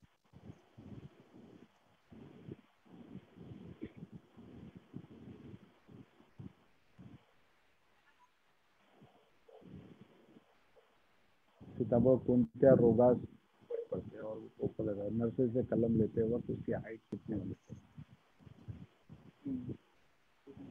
नर्सरी से कलम लेते वक्त उसकी हाइट कितनी होनी चाहिए? लगभग 1.5 से 2 फुट की कलम मिनिमम होनी चाहिए. सीताफळ कोणत्या रोगास बळी पड़ते? सीताफळ कोणत्या रोगास बळी पड़ता है? सीताफल में मेन प्रॉब्लम जो है वो है मिलीबग का. उससे फ्रूट्स खराब हो जाते हैं. सीताफल में माइट्स का प्रॉब्लम होता है और अभी जो स्टेम है वो स्टेम के अंदर स्टेम बोरर की दिक्कत उसमें होती है. बाकी बहुत सारे इसमें बीमारी बहुत कम रहती है. ये 3 चीजें ज्यादा प्रॉब्लमेटिक रहती है. प्रूनिंग, हाँ, प्रूनिंग के बारे में पूछा है. आज प्रूनिंग ये विषय नहीं था. प्रूनिंग को अपना पहले विषय हो चुका है, या अगले वेबिनार में जब भी रहेगा. प्रूनिंग का मई में आने वाली है, तो उसके बारे में डिटेल गुणवंत जी, प्रूनिंग का जब वो आएगा विषय, या ग्रुप पे आप अगर है सीताफल के तो काफी उस पर चर्चा हो चुकी है, या जरूरत रहेगी उसको प्रूनिंग की अपन चर्चा करेंगे. जी शेखर सिंह पवार जी ने पूछा है, please do repeat the point of that 50 plant in case of pollination. Sir वो उसका वो हार्ड एंड फास्ट रूल नहीं है, बट उसके रिजल्ट अच्छे मिल रहे हैं. बेसिकली वो कहते हैं कि आपका 10% पॉपुलेशन पॉलिनाइजर प्लांट्स के होने चाहिए. तो उसमें लाइक अगर हम समझे 1000 पेड़ का अपना सैंपल चाहिए, 1000 पेड़ का अपना बगीचा है, उसमें से 900 पेड़ को अपन ने वैसे ही रख दिया जैसा अपन प्रूनिंग कर रहे हैं सब टाइम पे किया, और जो बचे हुए 100 पेड़ है वो इसलिए हम रख रहे हैं ताकि हम उस पर बोरॉन की स्प्रे ले सके. जैसे जो नॉर्मली जो फ्लावरिंग स्टेज है या जो बड इनिशिएशन स्टेज है उस पर हम बहुत ज्यादा फवारे नहीं लेते, पर इसको जब हमने प्रूनिंग ही नहीं किया है, इस पे पूरे पत्ते है, तो बोरॉन वगैरह के स्प्रे से पोलन क्वालिटी भी हम अच्छी बना सकते हैं. तो उस पे जो वो प्लांट्स की जो फोकस रहेगा वो सीताफल हार्वेस्ट का नहीं, पोलन हार्वेस्ट का रहेगा. और जैसे ही पूरा प्लॉट पॉलिनेट हो जाता है हम उसको सेटिंग पे छोड़ सकते हैं, फिर वो अपने आप सेट हो सके. इसमें मेन अपना पर्पस है कि जो 900 मेन पेड़ है जिसमें हमने प्रूनिंग की और सब कल्टीवेट कर रहे हैं जिसके उसके जो फर्स्ट फर्स्ट फ्यू फ्लावर्स, जैसे अगर हम 100 फूल हमको पॉलिनेट करना है तो हम ट्राई करते चाहिए कि पहले 200-250 फूल हर हर पेड़ को जो पहले 200-250 फूल है उसी में वो कन्वर्ट हो जाए। तो एक उसका मार्केट का एडवांटेज बहुत है और जो इनिशियल बड़ी फ्लावरिंग है वो अच्छे से पॉलिनेट हुए तो फ्रूट की बहुत बेहतरीन क्वालिटी है। Pollen how many days active? Sir pollen basically अभी जो हम इंडिया में जो फेज में है पॉलिनेशन के वो बहुत बेसिक फेज है। तो हमें पोलन को टिकाने के लिए अभी बहुत प्रयास या वो दिशा में नहीं जाना चाहिए। बट कुछ है मेथड, कुछ आप एक सेट टेम्परेचर या सेट ह्यूमिडिटी पे उसको रखो कुछ वेव में, तो 1 दिन 2 दिन या 3 दिन भी टिक सकते हैं। कुछ रिसर्च है जो साल भर बोलते हैं और उसके बारे में बहुत इंफॉर्मेशन नहीं है अभी फिलहाल। बट आप फ्रिज में रखेंगे तो उसमें विदाउट पेटल्स छोड़े आप अगर फ्रिज में रख देंगे तो वो 3 दिन तक टिकता है। और पोलन खराब कब होते हैं? जब वो ज्यादा एक्सेस ब्राउनिंग हो गया तब समझ जाना चाहिए कि वो पोलन खराब हो गया या ज्यादा टाइट हो गए। अगर आप नेचुरली जो नोटिस करेंगे, नेचुरली जब मेल स्टेज में फ्लावर गया और उसका अगर ऊपर उसको थोड़ा झटकेंगे तो पोलन गिरेंगे हाथ से, आप वो पोलन नोटिस करना। आपको उसके सिमिलर पोलन चाहिए, थोड़ा ऊपर नीचे होगा बट उससे अगर ज्यादा डिफरेंस हो रहा है तो समझ लेना कहीं ना कहीं कुछ प्रॉब्लम। शिवाजी नारायण ठोके साहेब का है की विनय भाऊ घन लागवड बद्दल माहिती द्यावी. शिवाजीराव, जवळपास जे अंतर आता 12x8 आपण ठरवलेलं आहे ही घन पद्धतच झाली. 5x5 मीटरवरून आपण 12x8 वर आलोय. तर जवळपास 460 झाडं पर एकर आपण लावतोय. मला असं वाटतं की ही जी आहे याच्यापेक्षा अजून कमी जाऊ नये. 2 लाईन यावेळेस आम्ही 12x4 वर केलेले आहेत, सॉरी 13x4 वर केलेले आहेत. त्याचे रिझल्ट आपल्याला 13x4 वर केलेले आहे. तर त्याचे रिझल्ट आपल्याला आता 2-3 वर्षामध्ये येईल. पण 12x8 हे जे रिकमेंडेशन आहे ते जवळपास घन पद्धतच झाली आहे, घन लागवडच झाली आहे. सर मैं एक ये बोलना चाहूंगा, गणपत महादेव सर का क्वेश्चन है, please tell variety which requires pollination. Sir basically कुछ वेराइटी है जो पॉलिनेशन के बिना सेट ही नहीं होती, जैसे अब VNR का मधुर आ रहा है या बाहर देखेंगे पिंक नमक या हिलेरी व्हाइट, ऐसी कुछ वेराइटीज है जो जिनको पॉलिनेशन लगता ही लगता है। पर सर अगर आप वाइडर पॉइंट ऑफ व्यू में देखें तो सीताफल मीन्स पॉलिनेशन, सीताफल यानी पॉलिनेशन। अगर आपको कमर्शियली उसमें बहुत अच्छा करना है क्योंकि आने वाले टाइम में कंपटीशन इतना बढ़ने वाला है कि जो अभी जो तरीके से फार्मिंग हो रही है शायद 5 साल बाद हमको चेंज होना पड़े। और बाहर के देशों को देखते हुए ये डायरेक्शन है चेंज का। जैसे जितना चीजें कंट्रोल, पॉलिनेशन में बेसिकली आपके कंट्रोल में चीजें है। जो पहले बगीचे होते थे, आम के बगीचे होते थे जो 40-40 फुट के पेड़ होते थे, धीरे धीरे सब छोटे होते गए। क्यों? क्योंकि सब कंट्रोल में चाहिए था, अपने को प्रूनिंग चाहिए थी, अपने को बैगिंग करना था, अपने को हार्वेस्ट करना था। अभी बेसिकली सब अपने को अपने कंट्रोल में चाहिए, तब अपन हर साल उसमें फ्लावरिंग ला सकते, सब कर सकते। जैसे आम में फ्लावरिंग का पहले प्रॉब्लम था, बट अब मिडो ऑर्चर्ड में आप जब से ये सब छोड़ सकते हो। वैसे ही पॉलिनेशन में अपने कंट्रोल में चीजें आ जाती है। और इतना आजकल एनवायरनमेंट बदल रहा है तो पहले ही अपने कंट्रोल से बहुत चीजें बाहर जा रही है। अब कब बारिश होगी अपन बोल नहीं सकते। तो जैसे पिछले साल स्टार्टिंग में बारिश ही नहीं हुई तो फ्रूट सेट ही अगस्त से स्टार्ट हुआ और नवंबर से हार्वेस्ट स्टार्ट हुआ। तो ऐसी चीजें अवॉइड करने के लिए अगर पिछले साल किसी ने हैंड पॉलिनेशन जुलाई में अच्छी तरह किया होता तो उसको अक्टूबर में फ्रूट आता और बहुत प्रीमियम रेट पे बिकता। तो थोड़ा अपने जितना कंट्रोल में रहेगा चीजें उतना अच्छा है। इसलिए पॉलिनेशन बालानगर या NMK ये सब वेराइटीज में कंपल्सरी नहीं है, लेकिन आप करोगे तो उसके एडवांटेजेस बहुत। एक मुंदडा साहेब आणि बोत्रा साहेब एक विनंती होती, डॉक्टर भगतराव कापसे यांनी हात वर केलेला आहे बराच वेळ झाला, त्यांचा एक प्रश्न घेऊया आपण। बोंडे साहेब घेऊया प्रश्न। नाही तो आजच्या टॉपिकशी संबंधित असलेलाच प्रश्न घ्यायचा, आपण व्हेरायटी आणि याच्यावर आज चर्चा करत नाहीये, तो सोडून घ्यायचा। येस कापसे साहेब, अभी मिलीबग कंट्रोल का कौन सा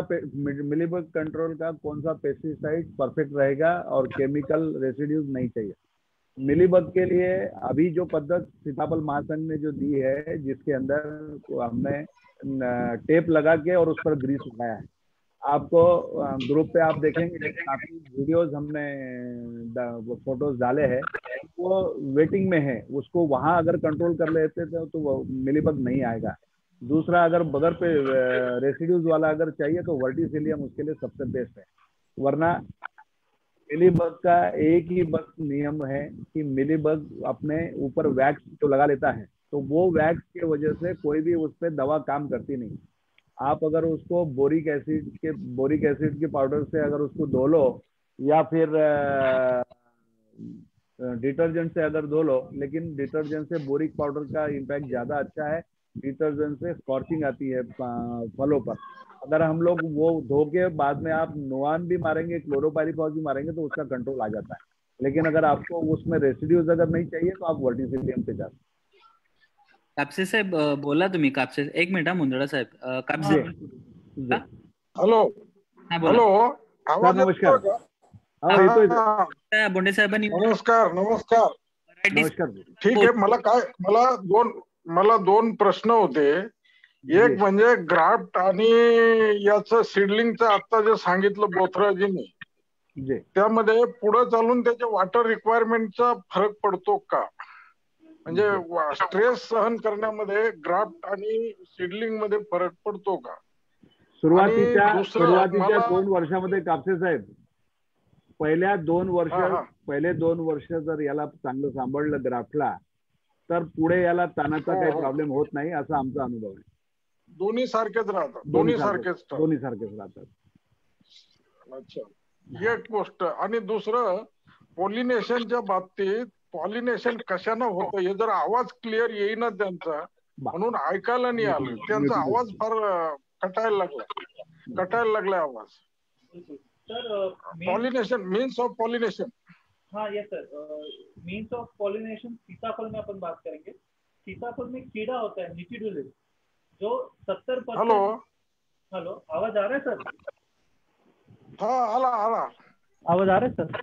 सीताफल में एक बहुत छोटा कीड़ा होता है ब्लैक कलर का। अगर आप अभी कौन सा कीड़ा? Which type of insect?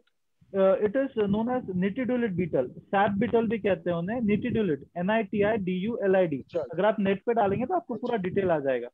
और ये अगर आप अभी खेत में जाके अगर देखेंगे आपके कल परसों में, तो ऑलमोस्ट आपको सब फूल में वो छोटे कीड़े मिलेंगे। वो छोटा, उस पर हल्का सा ब्राउन लाइन होता है ऊपर, और थोड़े से ही उड़ते, बहुत ज्यादा उड़ते नहीं। वो फूल टू फूल उड़ते हुए नहीं दिखते हैं, लेकिन फूल झटकते तो अंदर रहते हैं उसके। डॉक्टर साहेब, बोला. सर धन्यवाद की एवढ्या मोठ्या सायंटिस्टनी आमच्या शेतकऱ्यांना प्रश्न विचारला. अरे नाही. अरे हे बघा, सीताफळातलं आता कसं आहे, म्हणजे सीताफळामध्ये माझा अभ्यास कमी आहे ना.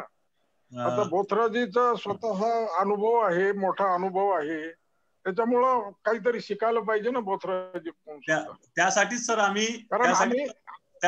आम्ही शेतकऱ्यांना मुद्दाम आज एक प्रेझेंट केलं, आणि सर्वांना विनंती आहे की ते सुद्धा आपल्यासारखे शेतकरी आहेत.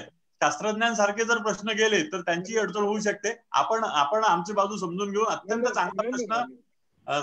चांगला प्रश्न डॉक्टर कापसे साहेब, आपण 2 फार छान प्रश्न विचारले, त्याच्यामुळे अनेक शेतकऱ्यांचे प्रश्न तिथून सॉल्व्ह होतील. धन्यवाद सर. बोंडे साहेब आपल्याला घ्यायचे आम्ही काय बरं का, हिमायत बागला. Okay thank you doctor. बोला सर. हाँ, लू sir next question. Okay Deepak ji. हाँ या नेक्स्ट. मी ठरवा अजून पुढे घ्यायचं आहे का थांबायचं आहे. 2 सवाल आहे, त्याचे एक जवाब. 2 प्रश्नाची उत्तर देऊन आपण थांबूया. हो ठीक आहे. सर किसी ने पूछा है, सध्या फूल सेटिंग कमी असेल तर शेंडे खुडले तर फूल वाढण्यास मदत होईल का? तो सर बेसिकली हमको समझना है कि हम शेंडे क्यों खोदते हैं। हमारे शेंडे खोदने के 2 पर्पस है। एक तो जो उसका जो एपिकल नोड है, या जो उसका जो शेंडा है जो ग्रो हो रहा है, तो पेड़ से बहुत एनर्जी खींचता है। तो हम चाहते हैं वो शेंडा खोद ले, यानी शेंडा कट जाए, और जो एनर्जी है वो पेड़ में रहे, उसकी जगह फ्रूट को मिले। बेसिकली शेंडे में वेस्ट ना हो, फ्रूट को मिले। और दूसरा ऐसा है कि शेंडे अगर खोदेंगे तो उसके बाजू से नया शेंडा निकलेगा और उस पे फूल आएंगे। तो शायद आप वो पर्सपेक्टिव में पूछ रहे हैं कि अगर अपन शेंडे खोदेंगे साइड से और फूल आएंगे उस पर सेटिंग होगी। दरअसल ये आपका फूल सेट नहीं हो रहा है या फ्लावरिंग नहीं है। मेरे हिसाब से आपके फ्लावरिंग का प्रॉब्लम नहीं होगा, आपको फ्रूट सेटिंग का प्रॉब्लम होगा। तो अगर आपको फूल सेट करने हैं तो आप एक दिन आप पॉलिनेट करके देखिए, आप हैंड पॉलिनेशन करिए, 10 फूल करिए, उसको टैगिंग कीजिए, वो 10 में से अगर आप सही तरीके से करेंगे तो पक्का 5 या 6 सेट होंगे। और अगर आप नेचुरली छोड़ देंगे तो 10 में से एक भी सेट होगा, उसके भी चांसेस 50% है। तो आप एक बार ट्राई करके देखिए, फिर खुद को आपको थोड़ा रिजल्ट समझेगा उसका। और हैंड पॉल्यूशन सर किसी ने, शशांक सर ने पूछा है for hand pollination Arkasahan variety best और बालानगर। सर आप हैंड पॉलिनेशन कर सकते हैं तो अर्कासान एक बहुत बेहतरीन वेराइटी है, क्योंकि आप अगर अर्कासान और बालानगर को साइड बाय साइड रख के अगर फीचर्स देखें तो अर्कासान का साइज बहुत अच्छा है, अर्कासान का शेल्फ लाइफ बहुत अच्छा है, अर्कासान का शुगर परसेंट बहुत अच्छा है, और यानी कसरत भी उतनी है। और बालानगर में लाइक आपको बहुत इजीली बहुत एक डिसेंट अमाउंट ऑफ यील्ड मिल जाता है। तो अब आप पे हैंड पॉलिनेशन कर सकते हैं, पक्का है, तो Arkasahan is a very good variety. Sir नमस्कार, प्रश्न संपलेले आहेत. मी विनय बोथरा. मेरे जो अनुभव थे मैंने आपके साथ में शेयर किए, हो सकता कुछ थोड़ा गलत भी हो सकता हो तो उसको अन्यथा न ले।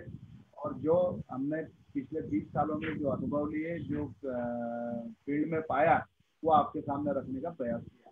धन्यवाद. श्याम भैयांना बोलाल. हो श्याम भैया.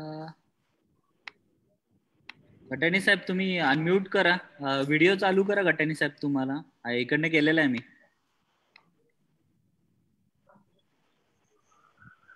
गटाणी साहेब व्हिडिओ चालू कराल प्लीज. Yes yes. रेडिओ नाही चालू ना. हॅलो, बोला भाऊ, येत आहे ऐकू. हा आवाज येतोय. येत आहे. आजच्या या वेबिनार मध्ये श्री शाश्वत मुंदडा आणि श्री विनय बोथरा यांनी आपले शेतीमधले अनुभव शेअर केलेले आहेत. हँड पॉलिनेशन ही नवीन संकल्पना आहे. कृषी विद्यापीठ, कृषी विभाग या हँड पॉलिनेशन साठी काही प्रयत्न करत होते, परंतु ती संकल्पना शेतकऱ्यापर्यंत काही रुजली नव्हती. शाश्वत मुंदडांनी याच्यावर मागील वर्षी काही काम केलं आणि 1 रुपया खर्च करून जर 10 रुपये वाढत असतील आपले, तर आपण प्रयत्न करायला पाहिजे आपल्या बागेमध्ये स्वतः अनुभव घेतल्याशिवाय. जे क्लिष्ट वाटते आपल्याला काम, एखाद्या वेळेस आपल्या शेतकऱ्यांमधून सोपी पद्धत सुद्धा त्याच्यातून निघू शकेल. म्हणून माझी सर्व सभासदांना, सर्व सीताफळ उत्पादकांना एक विनंती आहे की आपल्या शेतामध्ये 1000-2000 फुलामध्ये हस्तपरागीकरण करावं. व्हेरायटी कोणती आहे याचा विचार न करता, गोल्डन असेल, सरस्वती असेल, बालानगर असेल, पुरंदर असेल, जी बाग याच्यामध्ये आहे तो व्हेरायटी तुमच्याकडे लावलेली आहे, त्या व्हेरायटी मध्ये हस्तपरागीकरण करावं. आयडेंटिफिकेशन साठी त्याला धागा बांधावा. आपले इतर फळापेक्षा देऊ शकतात, आपल्याला व्हॅल्यू ऍडिशन देऊ शकतात, याचं स्वतः निरीक्षण करावं. सीताफळ महासंघाला ते अवगत करावं, त्याचे फोटो वेळोवेळी टाकावेत. आपण स्वतः केल्याशिवाय हे रिझल्ट मिळणार नाही. सीताफळ महासंघाच्या माध्यमातून 20 ठिकाणी आपण हा कार्यक्रम राबवत आहे. 1-2 वर्षांमध्ये आपल्याला या रेप्लिकेशन मधून उत्तर मिळणार आहे. प्रत्येकाने आपापला प्रयत्न करावा. येणाऱ्या कॉम्पिटिशन मध्ये 2 वर्षांनंतर, 3 वर्षांनंतर ज्यांच्याकडे गुणवत्ता असेल त्यांनाच पैसे मिळणार आहे. विनय भैयांनी जे काही अंतराचं सांगितलेलं आहे 12x8, ते अंतर सुटेबल आहे, परंतु डिपार्टमेंटचं जे 5 मीटर बाय 5 मीटर अंतर आहे, आपल्याला शासकीय योजनेचा फायदा घ्यायचा असेल तर त्याच्यामध्ये 5 मीटर बाय 2.5 मीटर हे अंतर आपण सीताफळ महासंघाने रिकमेंड केलेलं आहे. 5 मीटर बाय 2.5 मीटरच्या शेकडो बागा आपण महाराष्ट्रामध्ये उभ्या केलेल्या आहेत. त्याच्यामध्ये पुढे कल्टिवेशनच्या दृष्टीने, कारण की बाग तुमची 50 वर्ष राहणार आहे, त्या दृष्टीने प्रयत्न जर केला आणि डिपार्टमेंटच्या बरोबर आपण त्यांच्या त्यातून एक मार्ग काढून 5 मीटर बाय 2.5 मीटरवर जर लागवड केली, झाडं 340 बसतात एका एकरामध्ये आणि त्याचे रिझल्ट सुद्धा फार चांगले आपल्याला मिळालेले आहेत. कापसे साहेबांनी याच्यामध्ये सहभाग घेतला. त्यांनी सीताफळामध्ये खूप इंटरेस्ट आहे त्यांना. कापसे साहेबांना एक विनंती राहील की शास्त्रज्ञांनी सुद्धा याच्यामध्ये लक्ष घालावं, याच्यातून काही नवीन पद्धत आपल्याला हँड पॉलिनेशन मध्ये सोपी करता येईल का बघावं आणि ही नवीन टेक्नॉलॉजी आपण कशी अडॉप्ट करू शेतकऱ्यांच्या शेतावर यासाठी प्रयत्न करावेत. आजचा वेबिनार तांत्रिकदृष्ट्या नवीन एक संकल्पना देणारा आहे. विनय भैयाचे अनुभव आपल्या कामाचे आलेले आहे. मार्केटिंग मध्ये ब्रँड तयार करावा हा त्यांचा आग्रह आहे आणि त्याचे रिझल्ट त्यांना चांगले मिळालेले आहेत. पुढच्या वेबिनार मध्ये आपण डॉक्टर हरिहर कौसडीकर साहेबांना बोलवणार आहे की फ्रूट डेव्हलपमेंट मध्ये काय काय गोष्टी फॅक्टर्स करतात, न्यूट्रिशनचा काय त्याच्यामध्ये इफेक्ट असतो, त्याच्यामध्ये फळ डेव्हलपमेंटच्या दृष्टीनं पुढचा वेबिनार होणार आहे.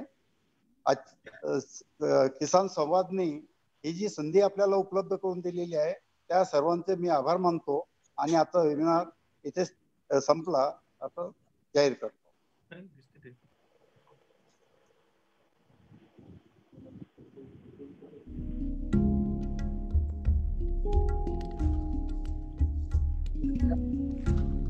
पाहण्यासाठी कृपया सर्व काय करायचं, किसान संवाद ऍप डाउनलोड करा. होय होय इथूनच होता येईल.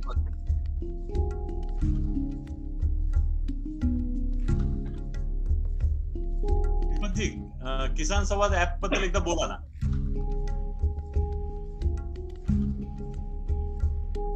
किसान ऍप सर्वांनी मोबाईलवर डाउनलोड याच्यातच आपल्याला तुम्हाला होता येईल. एकदाच रजिस्ट्रेशन करावं लागेल, सारखं नोंदणी करायची गरज नाहीये तुम्हाला. आणि सीताफळ महासंघाचे सदस्य व्हा. वणे साहेब, ओव्हर टू यू.